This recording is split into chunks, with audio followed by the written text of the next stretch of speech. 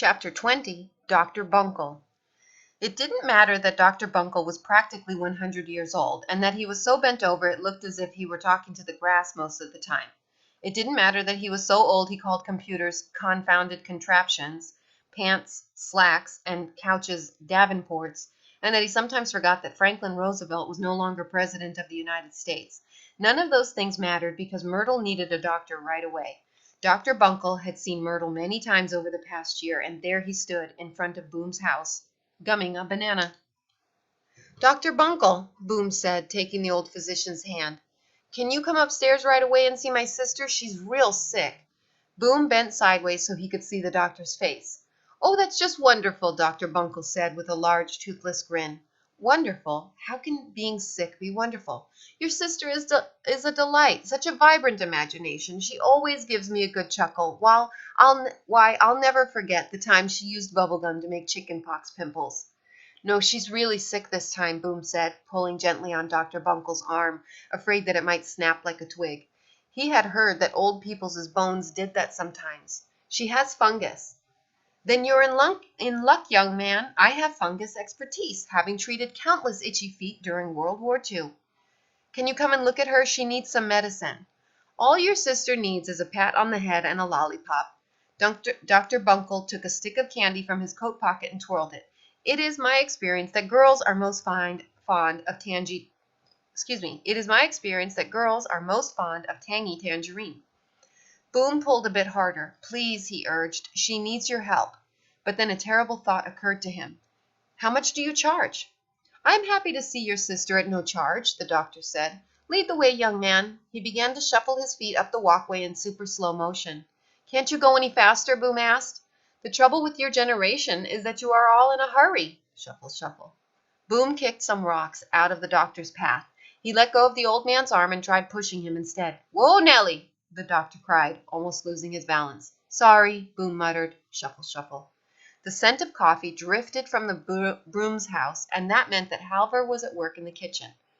Broom did not want to take the doctor through the kitchen door and face Halvor's questions, not yet. Best to get Myrtle treated first, so Halvor wouldn't have another reason, other than being a direct Viking descendant, to hate the merbaby. "Kitchen floor's just been waxed," Boom lied as he led the doctor around the back door. "Don't want you to slip and break a hip or something." "In my day," Dr. Buncle began. Like Mr. Jorgensen, Dr. Buncle enjoyed talking about the old days, except his days were at the beginning of time.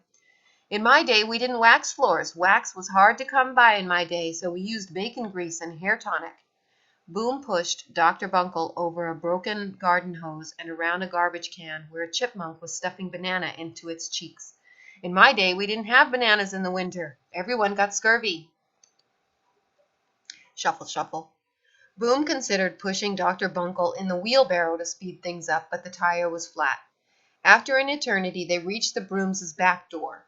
Boom put his finger to his lips. "Shh," he told Dr. Buncle. "Halvor doesn't like to be disturbed on Sunday morning." Up the stairs they went, which took forever because Dr. Buncle had to stop every 2 steps to catch his breath. Boom kept his ears tuned to the kitchen, where Halvor hummed and chopped. One step, then another. Rest and breathe. "Get a move on," Boom wanted to yell. What was it about getting old that made people so slow? No way was Boom ever going to be that slow. He'd buy one of those motorized chairs and get huge tractor wheels and a really loud horn and blast his way down the street. Boom stood 1 step lower than the doctor and pushed his back against the doctor's bony bottom, trying to hasten their progress. "Confounded stairs," the doctor said between great intakes of breath. "In my day, if you had this many stairs, you'd stop in the middle for a picnic."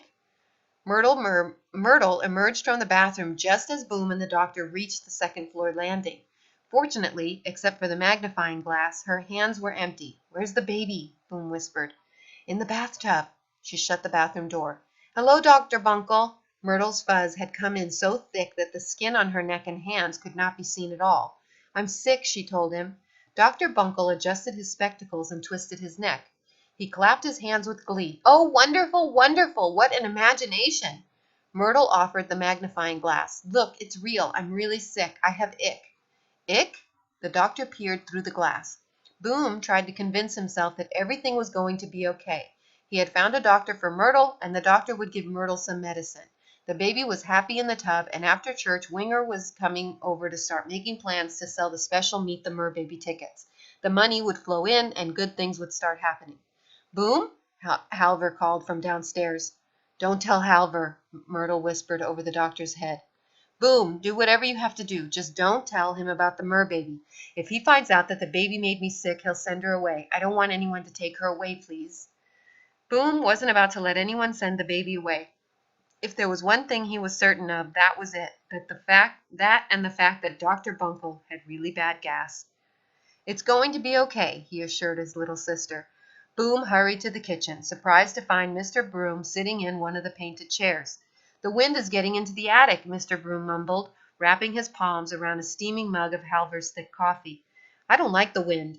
The father, who had often hiked around Fairweather Island looking for windswept places to paint, and who had taken his children bike riding down breezy country lanes, had been replaced by a stranger, all jittery with nerves. How different he was! How much older he seemed to Boom, as if time had picked on him like a bully. Hi, Dad, Boom said, wanting to tell him everything. Hi, Boom. Mr. Broom reached out and patted Boom's shoulder. Stay inside where it's safe. Boom wanted to ask him stuff like, how are you? And when will you stop being afraid? And what would you do if you met a merbaby? But his father's gaze darted around the room, uncertain and distant. Boom! Halver got right in his face, shaking a spatula. What happened to the bathroom? Why would you turn the bathtub into an aquarium? Why would you plant a banana tree in the floor? Do you know how much it costs to repair a roof? Even though Boom had been the one to pour salt into the bathtub, everything else had been the result of Myrtle's stupid wish. Yet no one would ever suspect Myrtle.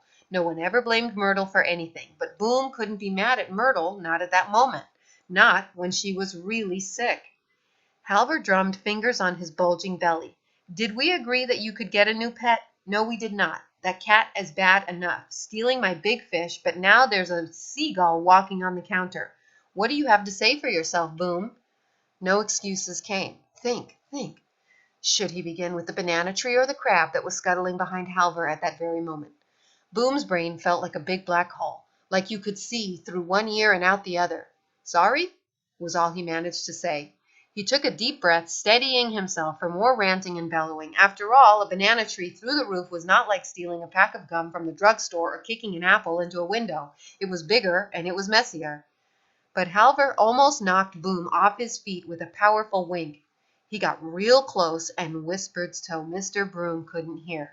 Brilliant, Boom. You've made your father come out of the attic. He certainly can't stay up there with a hole in the roof. Another wink. It was true. For the first time, Boom was grateful to the merbaby for granting one of Myrtle's wishes. If his father couldn't hide in the attic, maybe, just maybe, he'd start to get better. And good idea about giving Myrtle a party, Halver added. It'll do her some good for sure. Boom glanced at the kitchen clock. The stupid party was only 20 minutes away, and Dr. Bunkle was still upstairs. We have to cancel the party, Boom said, ready to race across the street and tell Daisy Mump to forget about it. Halver's expression turned grim. Eric the Red will rise from his grave and curse you if you do, he warned. Myrtle left me a note, and it says that she's busy getting ready for the party. So I'm making appetizers. We can't really afford the extra food, but you've got Winger for a friend and Myrtle's got no one. She needs this party for sure. How could Boom explain that the odds of fuzz-covered Myrtle making friends at this party were about the same as the odds of Eric the Red rising from his grave? The wind is picking up, Mr. Broom nervously reported while staring out the kitchen window. We should all hide under the beds. Oh, just a bit of wind, Halver said. Nothing to worry about. The branches swayed more than usual, and the nosy neighbors standing outside pulled up their coat collars and held on to their hats. A bad feeling tugged at the back of Boom's mind. The captain had warned about an incoming storm. Halver poured more coffee into Mr. Broom's mug. Yeah, you just sit right there and relax while I make appetizers. A party will do us all some good. He opened the refrigerator. Do you think the little girls will prefer fish kebabs or deep-fried fish skin? Halver didn't ask any more questions, like, how'd you get a banana tree into the house, or where'd you get all that white sand? Like Boom, all he could think about was Myrtle, except while Halver was focused on making Myrtle happy, Boom was focused on saving her life. Halver found some doilies in a drawer and placed them on a tray. There really was going to be a party, with Daisy Mump and her evil minions. This was a huge risk. What if the merbaby started shrieking? Boom grabbed a fish kebab while Halvor wasn't looking. If he had learned one thing, it was that a full merbaby was a quiet merbaby. Boom, Myrtle called. Go help your sister, Halvor said. When he noticed the missing kebab, he shook his fist at the seagull. You thieving rat of the sea! Before Boom ran to check on Dr. Bunkle's progress, he glanced at his father. A deep longing pulled at him, but the thundering of patent leather-clad feet on the porch and the pounding of eager fists on the door announced the arrival of party guests. End of chapter 20.